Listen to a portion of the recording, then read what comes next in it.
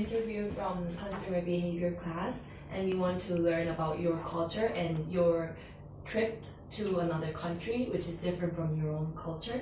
So, hello. So, can you introduce yourself a bit? So my name's Andrew. I'm 25. I'm from South Africa. And that's me. Thank you. So, we want to start the question about your travel. So, have you ever been to another country, and can you tell the cultural values of that country that you have perceived? Okay, so typically the Asian culture I see, they're a lot more reserved, but once you allow yourself to be more presentable to them, or more, once you open yourself up to them more, they're really warm and welcoming and always willing to help you. Mm-hmm. Even in terms of their religion, they're a very giving nation, so I really enjoy Asian culture. Asian culture. Yeah. So what was the country that you've been traveled like recently? So just in and around Thailand, Laos, Vietnam, and of course Bangkok. Can you tell us about the striking thing in that country, in like Vietnam or Laos? Not in Thailand though. Okay, so for a different Asian country, the Vietnamese weren't as friendly as the Thai. I find Thai people to be more curious. In Vietnamese, they're a little more. In Vietnam, they're a little more subdued. Also, not really interested. Very similar to the UK. I travelled in the UK many years ago, and the people sort of just go on day by day. They don't take note of you. They're very conservative. They keep to themselves. Much more friendly, much more open, more welcoming. Definitely a lot warmer. So you think Vietnamese and the people in UK is kind of similar in a way to respond to the foreigners? Yes, I think in Vietnam they're a little bit more westernized, more English-speaking people. So I think they're not as curious about foreigners as what people from a less English background come from. And what were the major differences you found in the country you visited compared to your own country? So in South Africa, something that's quite important. It's a simple handshake. It's very for like a positive first impression. Mm-hmm. It's very good for a positive first impression. Mm-hmm. South Africans, we're quite hands-on. We're quite touchy people. We'll greet you with a hug or a handshake. Asian countries, you don't do that. You don't really touch someone. You keep to your space. And that was very striking for me. Also difficult to grow up because it's easy for me to be like, hey, how are you? And touch you. But in other countries, it's not the case. So you've got to be a little more subdued and more respectful. Yeah, I see. And have you ever traveled individually? How about in groups? What's the difference? So I've traveled individually. I enjoy it because you put out of your comfort zone and you're allowed to now think for yourself. You have to think on your own. If you're interested in meeting new people, I think it's great because it forces you to interact with new people. It forces you to get out your comfort zone and go out there and speak to people.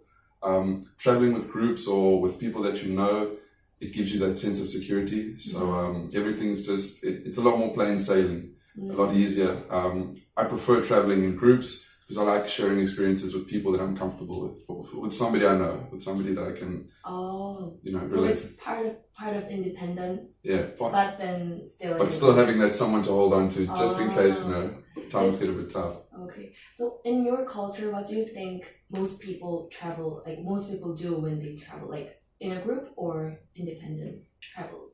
I think people tend to travel independently. A lot of people from where I'm from are very scared of actually taking that step and leaving home. People are very they're very bound by that, what do you call it, your comfort zone. They're very stuck in their comfort zone and they're too scared to actually go out and just experience things, go out and try new things. So I say people tend to travel alone, just purely because there's fewer people willing to take that step with them and go out into the unknown.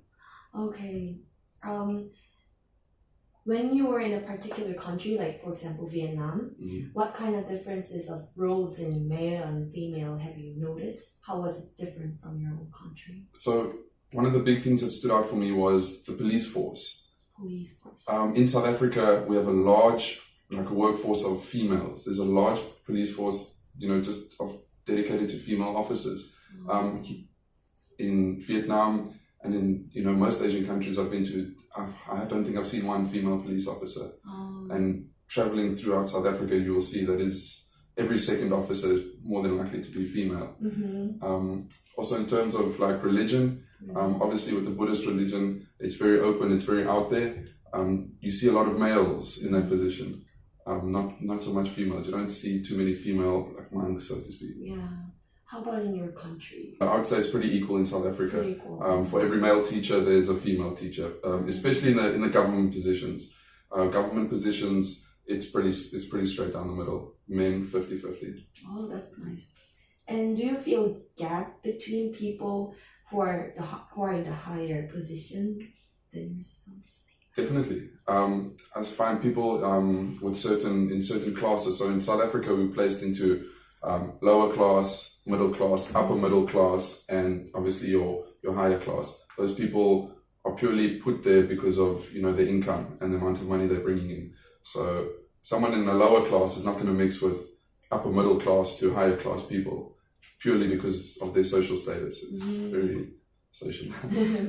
When you're on a trip, again going back to trip, are you interested in trying new experience, although it seems risky to you and it seems like different from your own culture when you're not familiar? Definitely. I like to try new things, experience new things. It's always nice, like I said before, to step out of your comfort zone. I think that's where you learn most about yourself. For me, South Africa's culture is it's nothing new to me. I've grown up there. I know what it's all about. So I'm happy to go out and try and experience new things, learn from other people. You can always take something from a different experience. It's so easy to fall into their comfort zone in South Africa. People just don't see reason to leave. They're scared to venture out. So they avoid the challenges. They right? avoid the challenges. But you're a different one. Yeah, I like to be different. I try, but I believe people nowadays they're more driven towards challenging and trying new things. There's more things. We're in the information age, so people are receiving a lot more information, telling them, go out and do what you need to do, achieve your goals. But there is still that minority of people who are just happy to sit back and take it easy. Maybe it's more stress-free for them, don't have to worry about what's going on. If you just turn a blind eye, it will go away. What did you see the difference from people in Vietnam and from your own country? Like the first impression of their facial expressions or something like that? I would say a little bit more curious than people in South Africa. Obviously in South Africa, it's the rainbow nation. So everybody, whoever pulls in there, whoever rocks up there is, it's normal. People don't take notice of you in South Africa. But being a foreigner, there is still a little bit of curiosity, but they're not as interested as in, say, Thailand, so to speak. But yeah, just facial expressions, a bit curious. I would say maybe even a little bit, maybe intimidated. Yeah, just filled with question. They're curious, I'd say. But you didn't feel any offense? No. No, just a bit unfamiliar. Yeah, just unfamiliar. Very uncertain, unfamiliar. I think they're waiting for you to open up first. I think Thailand, they'll be more open to you opening up. South Africa, it's a sort of a mutual thing. We'll meet you halfway. People are warm and welcoming in South Africa. But being a foreigner, I think you have to put your best foot forward and you need to make the effort to. Do you think people from your country express their ideas explicitly in the message or indirectly that others will always have to guess? I think South Africans are very to the point. If there's something we don't agree with, we question it. If we have a problem, we ask. We're very direct people. Same like I would say the British and even the Americans, very direct people. When Asia, I would say, if there was a problem, I think people would tend to just keep you guessing, sort of put off subtle hints that, there is something wrong, but it's up to you to figure it out. Do you notice any similarities between your country and other countries? Like, if you can pick one.